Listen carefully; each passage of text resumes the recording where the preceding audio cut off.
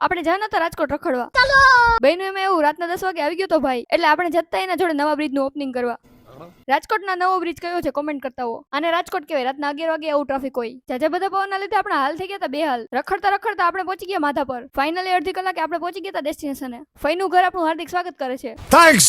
અડધી કલાક રખડીને આપણને લાગી ગઈ હતી ભૂખ, પણ જમતા જમતા જેઠાલાલ જોતા કેમ ભૂલાઈ જાય. ટીવી બંધ કરીને એક સ્નેપ લઈ લીધો. इतने तेजस्वी लोग हैं हमारे पास. જમવાથી આપણને મજા ન આવી એટલે આપણે પહોંચી ગયા હિંચકા ખાવા. ગાર્ડનમાં આપણા સિવાય કોઈ નહોતું. રાતના 1:30 વાગે એક સેલ્ફી હો જાય. બીજે દિવસે હવારે આપણી હવાર પડી હતી ફઈના ઘરે. હવારમાં એમિરેટ્સ ફ્લાઇટ જોઈ લીધી. નાસ્તો કરીને આપણે થઈ ગયા રેડી. ફઈ અને ભાઈ જોડે આપણે જતા બાબા. ફઈ જોડે આપણે પહોંચી ગયા હતા ડી માં ગ ઓ સોરી ડી માર્ટ.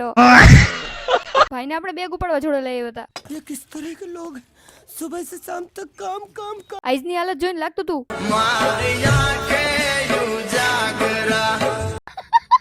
કોણ કોના બોલ થી રમેલું છે કોમેન્ટ કરતા હો. કલાક એક શોપિંગ કરીને આપણે કેન્ડી ખાઈ લીધી. ધોમ તડકામાં ચોરના માથાની જેમ આપણે જઈ ઘરે ત્યાં સુધી તમે લોકો ફોલો કરી લ્યો.